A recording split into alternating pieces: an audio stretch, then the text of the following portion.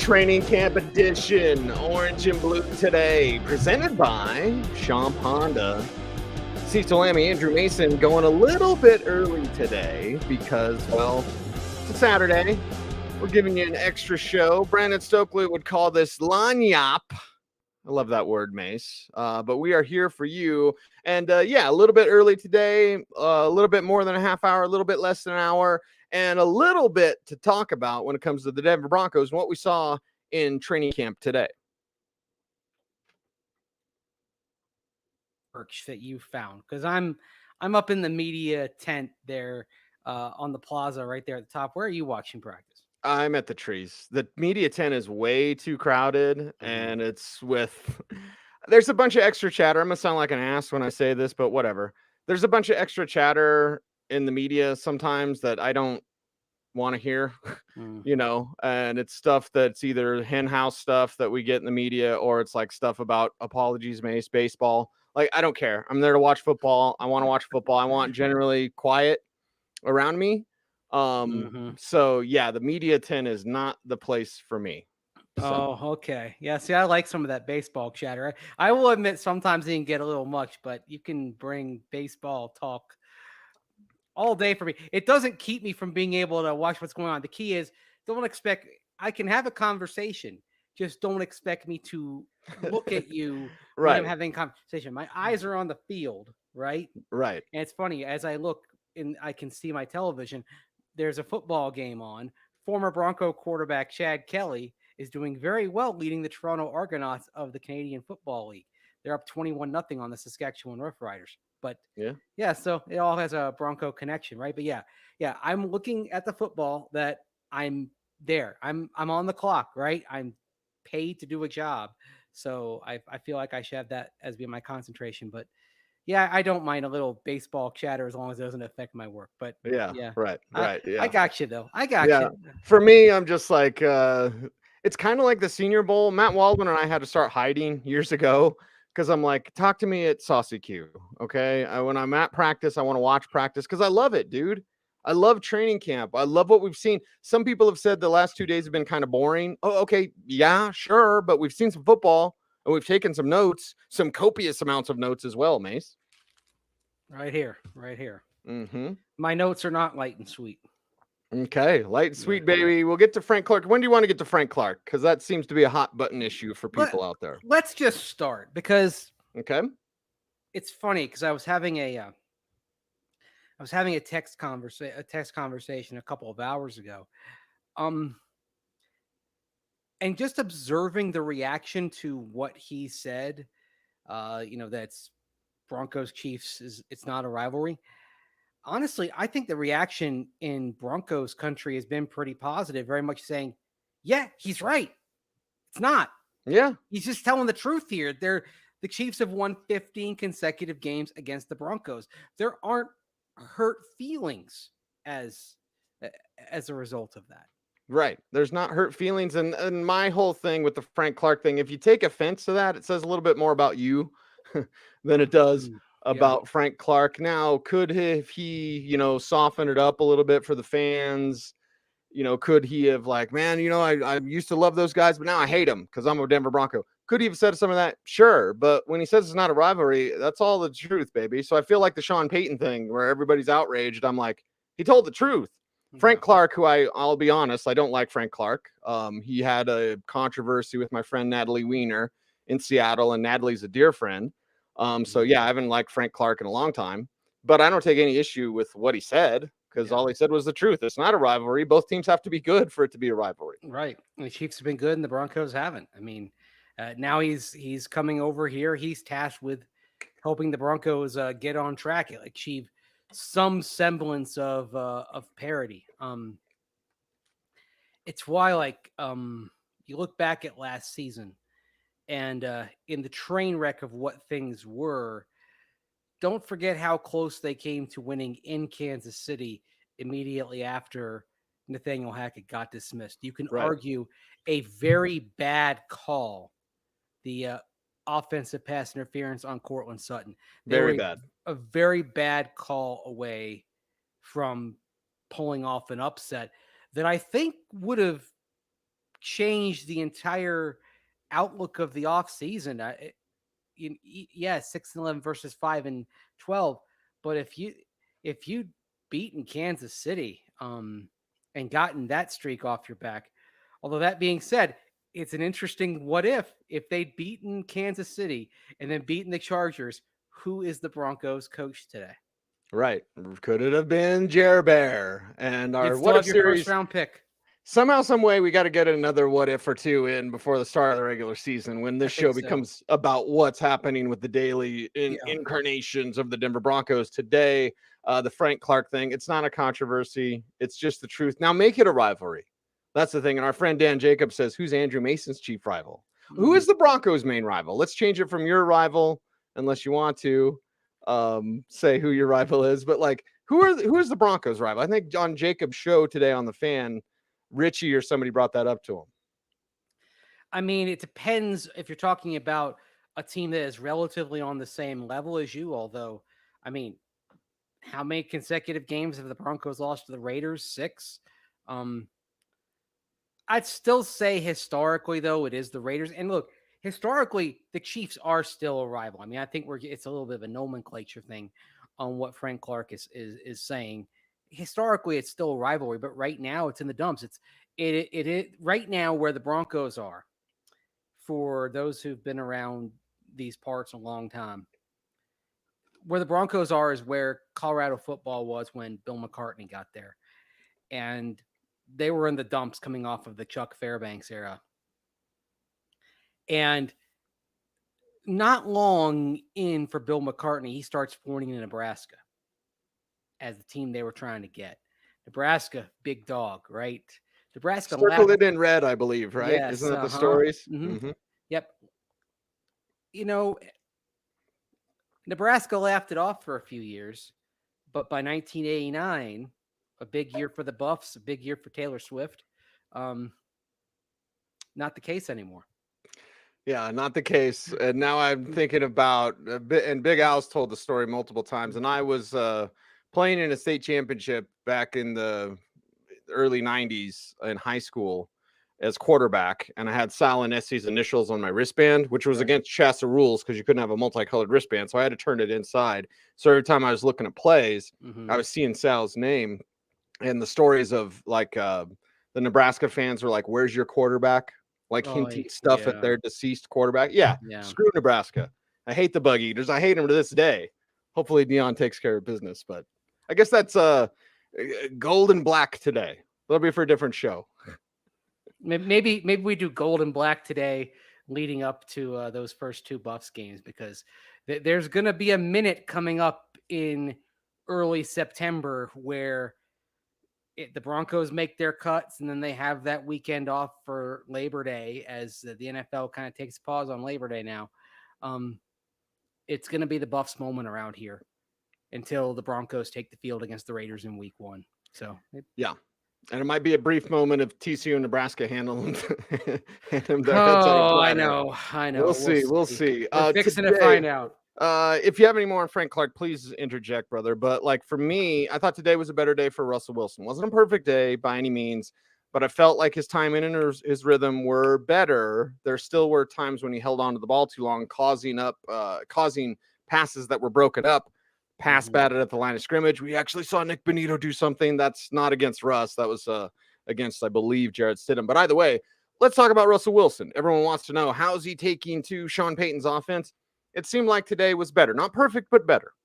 You're looking for moments where the progress is evident, right? I'm trying to take a positive view of it because we're sitting here on day 4 of training camp, and there's a long way to go until it counts, and learning is going to continue even in the regular season.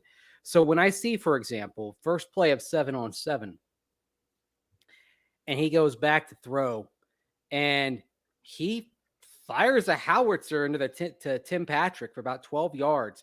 It's right there under the zone. You got Justin Simmons and Josie Jewell in the area. It's a pretty tight window, and he threads the needle directly to Tim Patrick. It's great to see for TP coming off the injury, but I love that decision and that throw right there.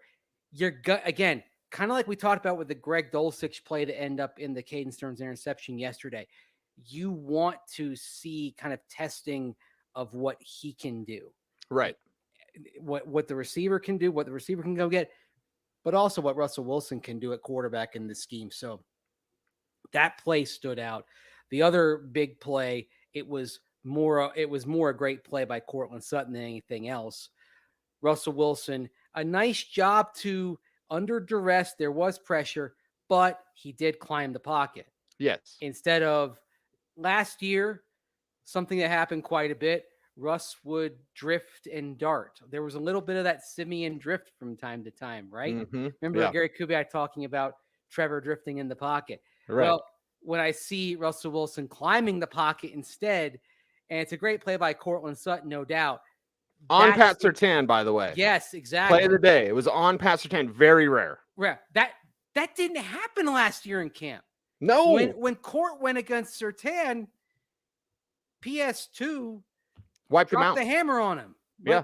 Today we actually saw Court make a play on PS2. And you see PS2 after the play, he like clapped his hands. He was because I mean it was now it might have been a sack. Yes, it might have been. You know, Zach Allen around Garrett Bowles being back in action. But that, my friend, was the play of the day because it's on Pat Surtain. And Surtain clearly was upset that a play was made. But Court made the catch, got the 2 feet down. It was a beautiful play and a great job by Russ, making sure to climb the ladder and make that throw, a challenging throw, but a good one. Yeah, it absolutely was. So really nice job there. So yeah, on the whole, if you were grading Russ today, I mean, I don't believe in grading training camp practices, but if you had to, even though we've all done it. I mean, remember a couple of years ago, we were doing a Teddy Bridgewater, Drew Lock scorecards. Who won the day? Broncos fans lost. That's all I know. Yeah, the thing I remember about that Cecil is being up in Minnesota and watching the first of the joint practices and feeling like, oh man, this team is screwed. because they're both incomplete jigsaw puzzles, and we can't take 2 quarterbacks and meld their strengths together. And you just kind of knew, but anyway, right? Yeah, I'd say a B for Russell Wilson today. A nice B for Russell Wilson. A good, solid day from him again. Not perfect. That Cortland Sutton play, the play of the day. The receiver that he'll be looking for mostly, and Cody asked in the chat room, react. Who's the wide receiver one? It's Jerry Jeudy. Jerry Jeudy is largely the first read. Jeudy himself is excited about this, about the opportunities for yards after the catch. This whole offense is built off Yak. Now, there were some deep shots, and even a deep shot where I believe it was Surtain versus Jeudy, right sideline, halfway through practice. Correct me if I'm wrong, Mace. But anyway, So the deep right sideline shot, Surtain breaks it up. No, incomplete, but it was a deep shot to Jerry Jeudy. But a lot of stuff underneath, quick, out of the hands of Russell Wilson to allow Jeudy, who wins early, let him get open, let him make a play after the catch. I think Jerry Jeudy's going to be very happy. I tweeted about it earlier today. You better be drafting Jerry Jeudy in your fantasy leagues because he's going to get fed. Yeah, wasn't a perfect day though because Jeudy had a drop in 7-on-7. Yep. And that was a little bit concerning because it was a footsteps drop. You had Caden Stearns closing in, and it seemed like Jeudy kind of lost the concentration a little bit. So and look, it's tough. I mean, you've got guys that are coming in at full speed. It's that's why this is an incredibly difficult sport to play, right? But still, there you got the 5th-year option. Broncos are putting a lot in his hands. He's got to make that play. And you know what? You see his reaction after that. He knows he's got to make that play too. No one's more upset about that than number 10. Yeah. And number 10 knows what's on the plate. He knows the contract that's coming. If he can put it together, dare I say 100 catches, Spicy. That is spicy, but like he's going to get fed. And if he does it, he'll get paid. Maybe it's not here, but he will get paid. Wide receivers. It's not running backs, okay? It's not the exploitive position that running back is. Jerry Jeudy knows what's on the table, and I like that it means something. There's a sense, and not to say that it wasn't there or whatever, but like just the accountability, having the adults in charge, knowing that it's for your brother, right? Mhm. Like there seems to be this togetherness, Mace, that I'm sensing in the building. And we see it on the field. When Jeudy lets him down, he's upset. You know, when PS2 lets Court catch that pass, he's upset. I like that, man. There's a little bit of a dust up towards the end of practice. Yeah, it was Tommy Hudson and Randy Gregory, right? Right. Which, you know what? I believe Tommy Hudson was at the center of a little dust up in minicamp. Remember? I think he was involved with that. Tommy, the ex-Titan, has got some feistiness to him. I like He's got some spirit to it. I like it. The Timmy Pats came over there and him and Randy were chopping it up. It was fun.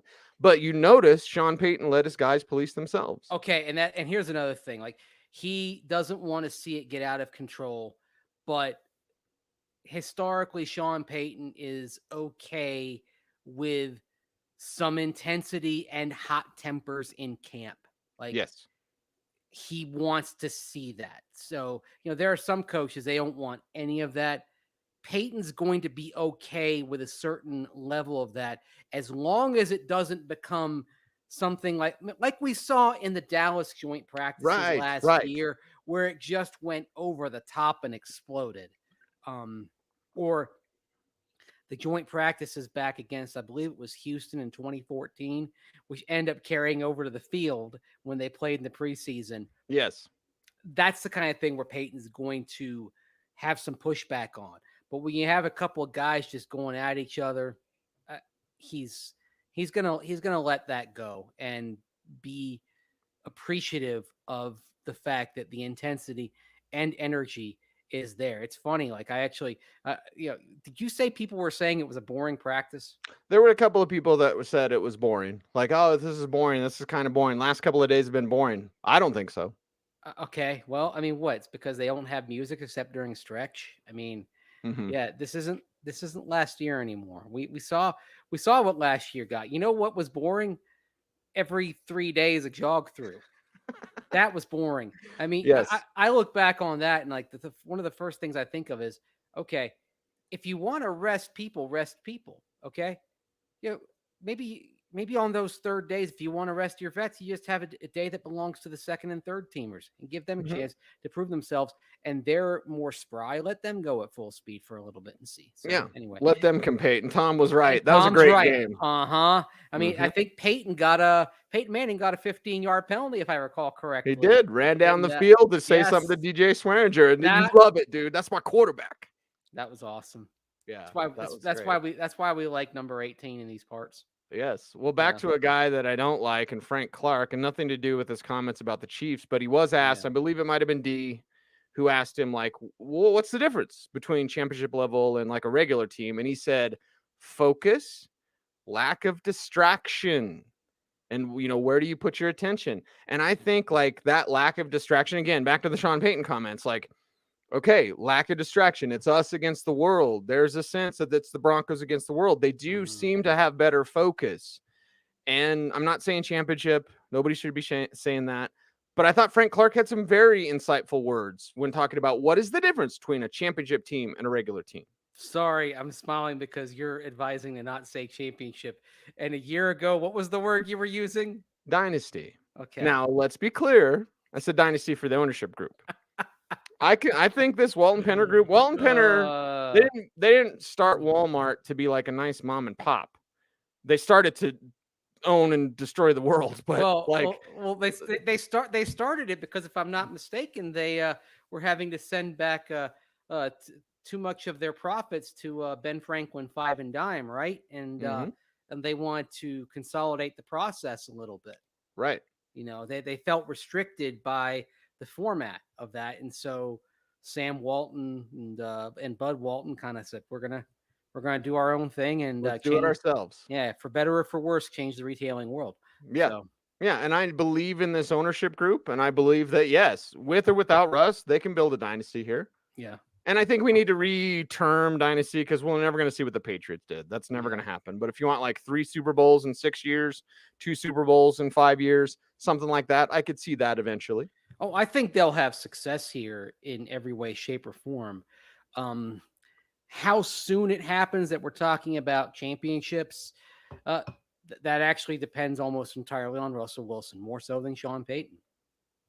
Uh, it depends on Russell Wilson because if he can't get back to something approaching his Seattle form, then you're faced with that difficult choice of having a mid-tier quarterback, maybe just going into the lower tier at a huge cap number, or moving on and having to eat $85 million of cap space over the next 2 years. And if you do that, then you might be able to get younger and find the answer at quarterback, but you're going to have to scrimp on some other areas of the roster because you're accounting for that. So there's a reason why Sean Payton is boosting Russell Wilson. He knows that the best chance of success is getting Russell Wilson back to a level at which he has played before. That's the thing. You're not asking Russell Wilson to do something he hasn't done before. He's been there.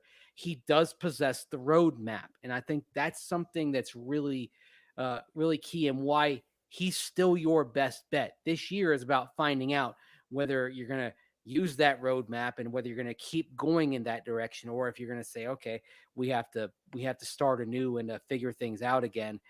But if he's not back to the level at which the Broncos expected he'd be when they traded for him, everything gets really hard. And I think you're going to be looking at seasons that are probably in that kind of 9-8 range that Sean Payton had when he left New Orleans in 2021. A great coaching job on his part. Yeah. For a team that lost Jameis Winston after 7 games and was, basically just duct tape and baling wiring it together for the last 10 weeks of the season. I mean, didn't they start Ian Book at one point at quarterback? Yeah. I mean, and the book was written on him pretty quickly. Yeah, he can't play. It reminds me different too bad. It was going to be great headlines. I mean, I was thinking like, there's got to be a way to work an Elvis Costello reference in there. Every day I write the book, but I will say this, Mace. It reminds me in a different way. So ride with me here. When Peyton was 7-9 for 3 years in a row before that 2017 NFL draft, which he crushed it. Mickey Loomis crushed it with 4 all-pro players. No one forget Trey Hendrickson. We saw him in Tampa at FAU at the Shrine Bowl. He was amazing. He was in high school. Who? FAU. The Owls. FAU. FAU Owls. Woo. They sometimes refer to their basketball gym as the Burrow. Okay. I like it. Pretty cool. I like it. So it was those years we could be facing those. There's a purgatory that I'm afraid of, Mace.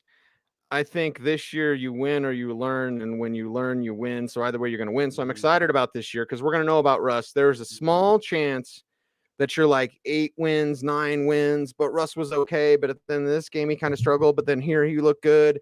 And that's where the conversation turns. Dan Jacobs asked me earlier today, could you move on from Russ after a 9-win season? I was like, yeah, easily. Optics matter. Yeah. I want to see how it looks. And also the trend line matters, right? Yes. Did he progressively improve over the course of the year, or did he regress in the back half? Right. All of that matters. And everyone who's looking for a clear-cut thing here on Russell Wilson, I'm not sure we're going to get that. I think we're going to get something in the gray area where it's going to be a tough decision. It is going to be that 8 or 9 win season where Russ is better than he was last year, but what if better than last year looks like Teddy Bridgewater 2021, right? Teddy Bridgewater has that year, that's the highest passer rating for a Broncos quarterback post Peyton Manning. Whew. Yeah. Okay. Serviceable, but not something you're going to build around. Right. But the difference is Teddy Bridgewater had a fairly minimal contract compared to the contract that you have on Russell Wilson. So if you're looking and seeing a very mid performance from Russell Wilson, and that 2025 salary becomes guaranteed if he's on your team for the 5th day of the league year, at that point, do you just have to bite the bullet on the signing bonus that you gave him? That's the question. Look, that is the question that overwhelms everything over the next 7 months for this franchise. Yes, it hangs over the season. That's what we need to know. Ben hits it on the nail on the head, because it's about the O-line guys up front. Garrett Bowles returned today. Mike McGlinchey, death in the family. He'll be back Monday, I believe, is what coach said. So yeah, we'll all be watching. Powers is as advertised. Oh, he was mauling people today, even without pads. I can't wait to see when the pads go on what he can do. Yeah. Now we'll see how he does when DJ Jones is in there. But like, yeah, if you love mauling offensive line play, you're gonna love what Miners can do. The belly's back, and then Ben Powers is everything. I still can't believe PFF didn't have him in that article. Like, somebody messed up. Somebody missed something. Somebody just forgot. I mean, he's easily top 10 guard. Easy. You know, sometime, like, I think whoever wrote that story, it's happened to me too. I'm like, oh yeah, like when I was writing about available edge rushers back in June, and I didn't include Frank Clark. Well, I was an idiot. I should have. Like, I'm sorry, I brain farted. You know, it happens. You know, we're not perfect. We are not. Luminous beings are we, not this crude matter. Not this crude we matter. are not. Right. Yeah, we had to get a Holy Trilogy reference in there. Of course, always and forever on Orange and Blue today. It's Star Wars night at the Rockies game. I might actually go. I'm not going to go, but there are a bunch of Star Wars nights going on. Probably the best one is going on in Arizona. They're giving away a globe. It's not a snow globe, though. It's a sand globe, a Tatooine sand globe designed to replicate a haboob, which of course is a dust a dust storm where the sand gets kicked up, right? And I'm like, that's awesome. I got to get my hands on that on eBay or something like that, because I am a nerd. Yes. Yeah. Got to get it. Got to have it. David asked if you see improvement so far. Are we talking a little or a lot? It's progress. Russell Wilson, I'm not going to say he's never going to be elite again. I could make the argument he was never elite. I know he did lead the league in touchdowns one year, but like, he's not going to be top 5, top 7. If you get around top 10 to 12, that's more reachable. I think he's more top 15, which is fine. But how fine is it? So improvement, little or a lot, Mace. I just say it's a work in progress. He's improved, and it's not great strides yet, but we're building things. They're installing things. And you see, we just saw progress from yesterday to today. Yeah. Let's see what it looks like at the end of this.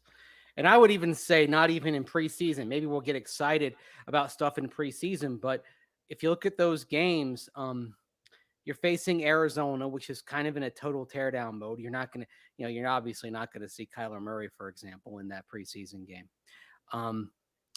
You're going to face San Francisco. Maybe we'll see some starters, but not many there. And then you wrap up against the Rams, and you're not going to see a starter anywhere on that field if Sean McVay does what he's always done in the preseason. So that's why I would say even preseason games, you're going to have to take a closer look.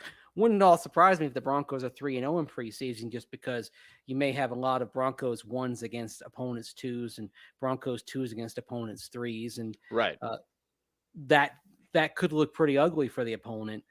And I hope it's not a false positive in the parlance of Vic Fangio. Right. And I think this ties into what I was going to say about Nick Bonitto. And I don't want to, whatever. Like, I'm going to tell you what happened, and then I'm going to tell you why I think it happened. Nick Bonitto was beating up on guys that aren't going to play in the league. Yeah.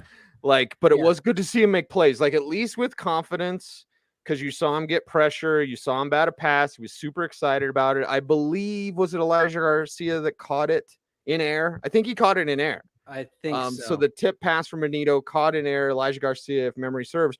But Bonitto made plays, Mace. I think it was because he's working against, third string guys. I hope it builds confidence, and I hope that young man continues to grow in his. I'm not calling Bonitto a bust. That's way too early to say that. It was nice to see him make plays, but there's a reason why he made those plays. I was actually more impressed with Jonathan Cooper today and the pressure. Coop was all over the place. Yeah, Coop, like, I gotta tell you here. I mean, we're seeing, Baron Browning is watching practice, right, and he's working his way back. I'm starting to kind of see a potential storyline where Coop may be Wally Pips. There's your obscure baseball reference for the day. I know what that means. Okay.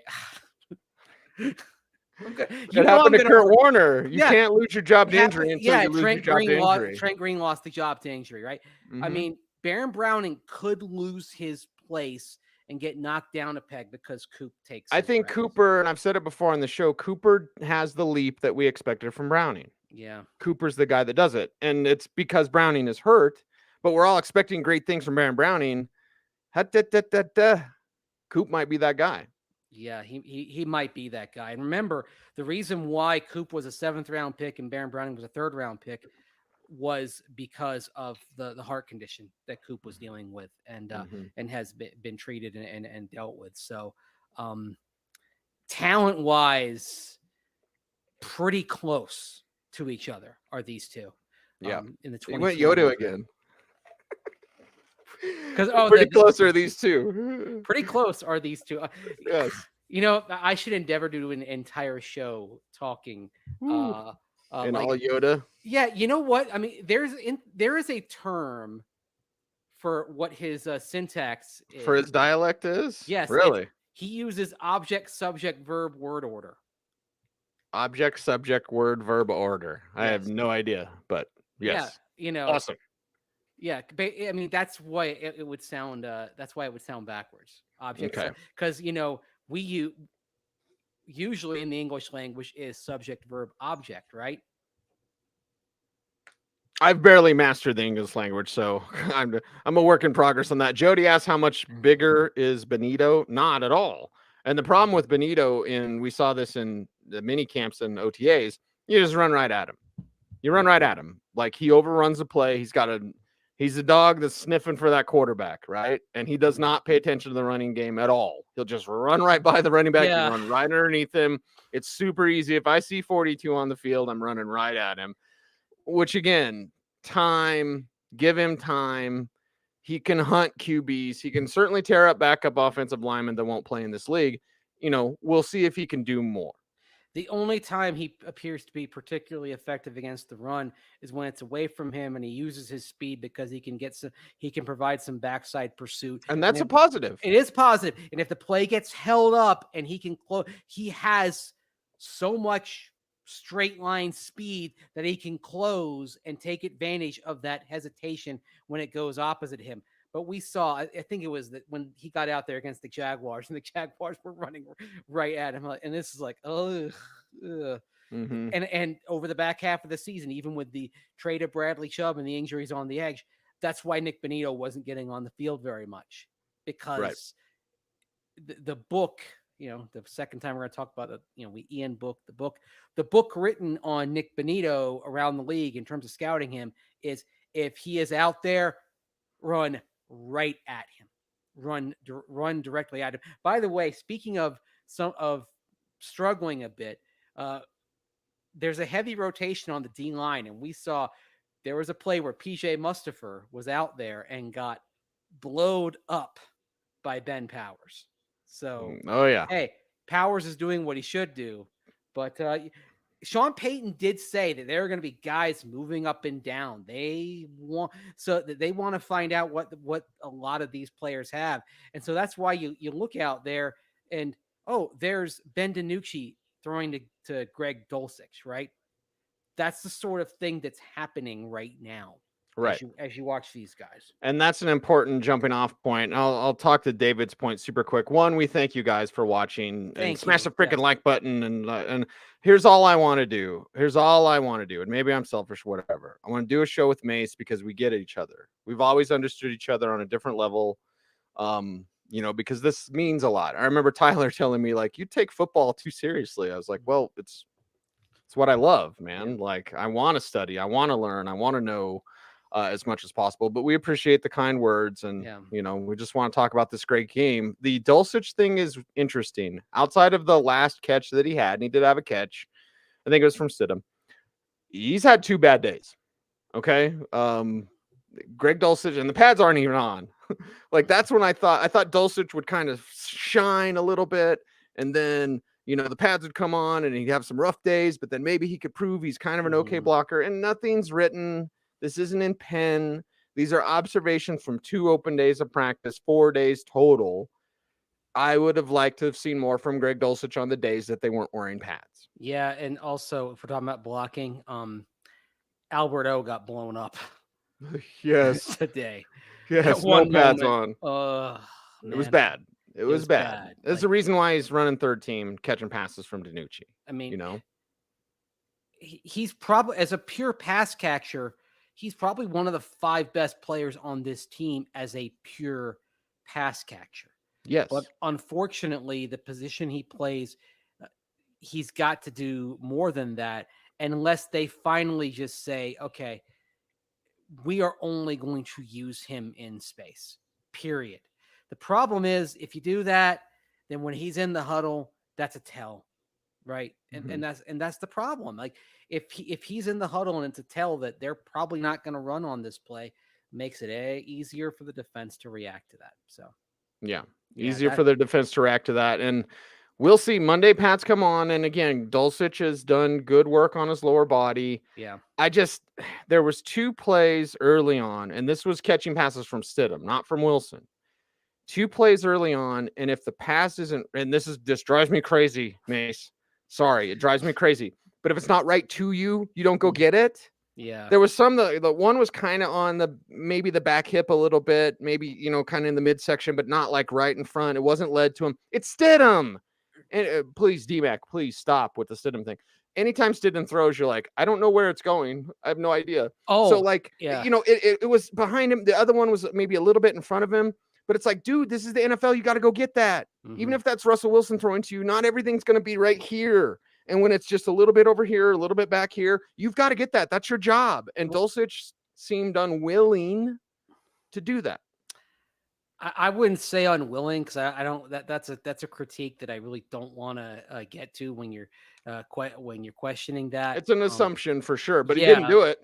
But I'll tell you that he didn't do it. Yeah, I mean, it's a concern, and you're right. I mean, you're not gonna get perfect balls. I mean, and it's sometimes it's your job to reach back and make a play when it's behind you, right? That's at this level. There's no shortage of people coming up from the college ranks who can catch the ball, who can do that. Also on Stidham, I think we should probably address for a little bit here the number 2 quarterback, because that interception today was bad. Very bad. It was a check down, stare down, eyes locked on Montreal Washington. And Faion Hicks, great day. Yeah, he had a terrific day. And terrific. I think I actually, with all respect to Isang Bassi, I think Faion Hicks has a chance to steal that backup slot corner job from 1,000% from Bassi. He's on the ascendancy, and Hicks just reads again. We're gonna make another book.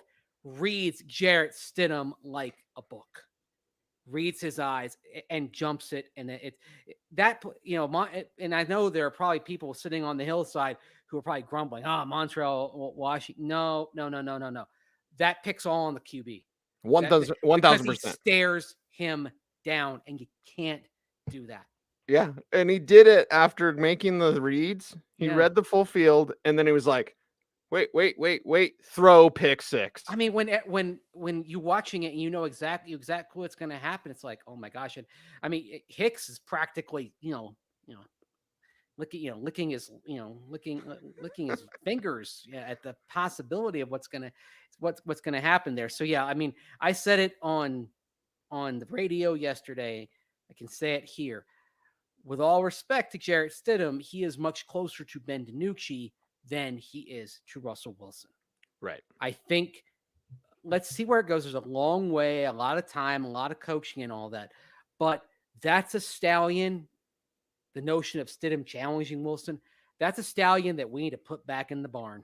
Yeah. And I haven't talked to D yet, because everyone brings up D-Mac, and it's like, and I haven't talked to him, and I would say this to him when I do talk to him. We're watching practice. We don't need to, there's no sort of fantasy about, what if this? No. Jarrett Stidham is an okay backup if he even beats out Ben DiNucci. He is not pushing Russell Wilson. 0% chance. If Wilson gets banged up, Stidham comes in, that's it. But nothing. No. No, none. We can't have it. I haven't seen anything yet that has swayed me from something I wrote a few months ago where I said that maybe Teddy Bridgewater is the best possible backup quarterback for this team, that bringing him back.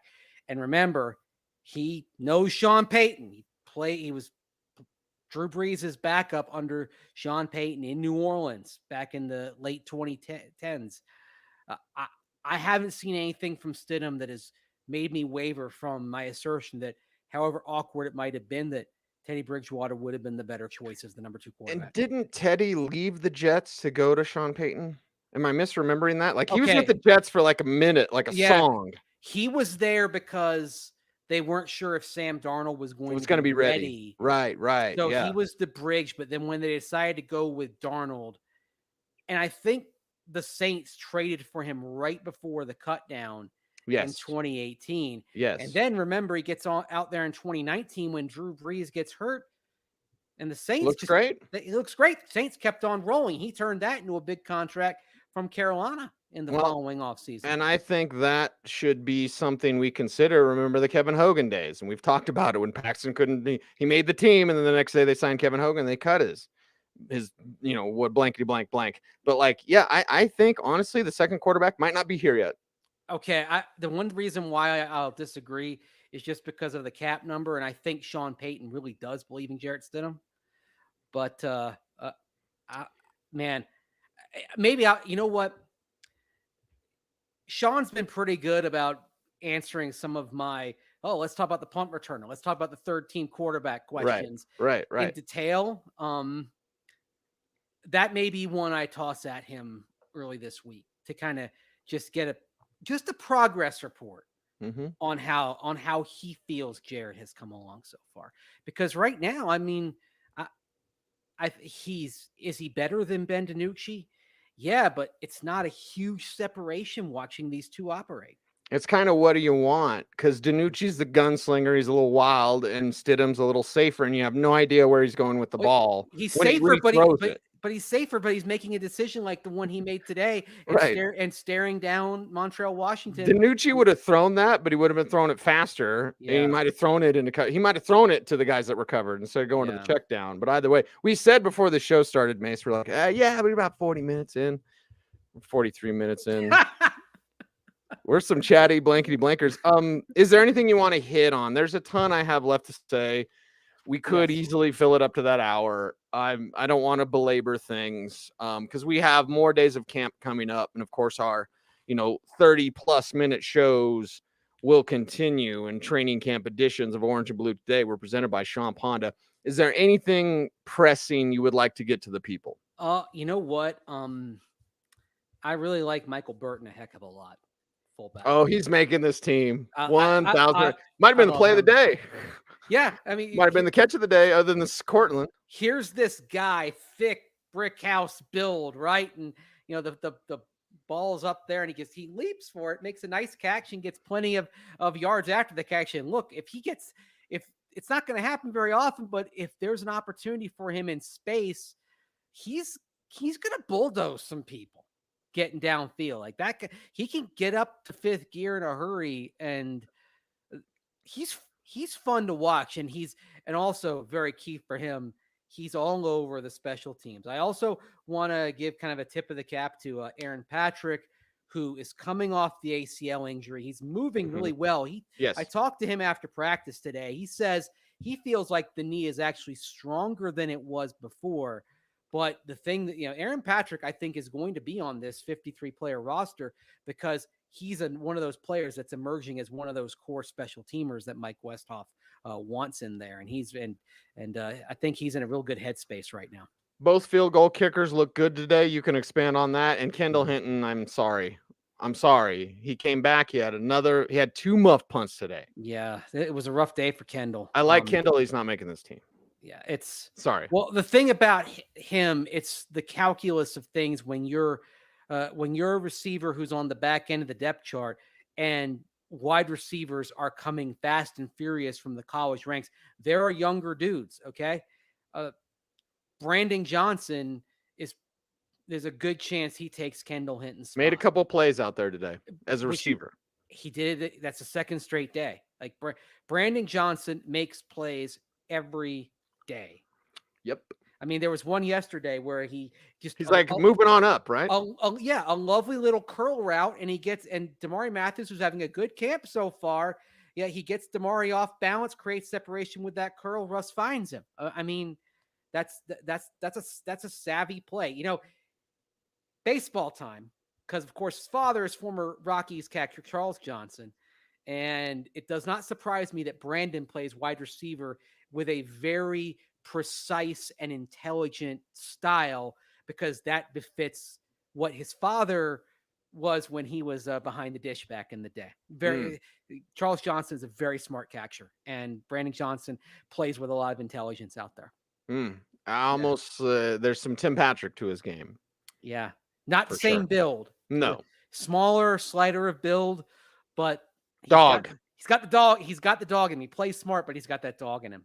Yep. And I said it during minicamp. I'll say it now. Every day he goes out there, and it's like he's saying, I dare you bleepity bleeps to cut me because I'm good, and I know it. Yep. I love guys like that. It's fun to see. Yeah, that's for sure. It is fun to see. I think we've covered it all. If not, check out our training camp reports. They're available at denversports.com. Once you sign up for that Denver Sports Daily, I'm going to be typing as soon as this show is over. He is Andrew Mason. You follow him on Twitter or whatever it's called now at Mace Denver. I'm at Cecil Lammey. X. There hasn't been one change to Twitter that has been made by Elon Musk that I thought that was a great idea. I'm sorry. He's batting 0-0-0. Another baseball reference. Yeah, there you go. Get him in. Get him in there. I batted 333, I think, in high school, which is not good at all. 333? That actually, well, in high school? In high school? Yeah. No. But I always blame my first little league at bat, very first. Yeah. I was hitting the head. That'll do something. So when I swung for most of my high school career, I'd almost jump back and swing. And then my coach corrected me. He's like, "What are you doing?" And I traced it back to like little league, where I was a catcher, and then I played some outfield. But like as a hitter, I was not good. Well, you stuck to football. That's okay. We stick to football on this show. It's Orange and Blue today. Usually. We're presented by Sean Ponda. We get some zingers in once in a while. We just appreciate you all and love you all for watching. So make sure to be safe, be kind, know that you're appreciated. Stay tuned. And would you always please do this? How about you stay frosty?